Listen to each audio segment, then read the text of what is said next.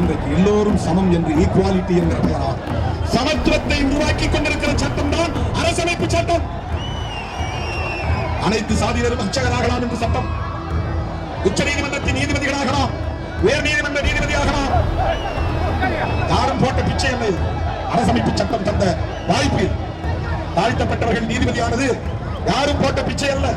புரட்சியாளர் அம்பேத்கர் எழுதிய அரசியலமைப்பு சட்டம் தந்திருக்கிறது. ஒரு மாபெரும் உரிமை, மகத்தான உரிமை, மறுக்கப்பட்ட முன்னுரிமை, மறுக்கப்பட்ட உரிமை எல்லாம் தலைகீழ மாறி.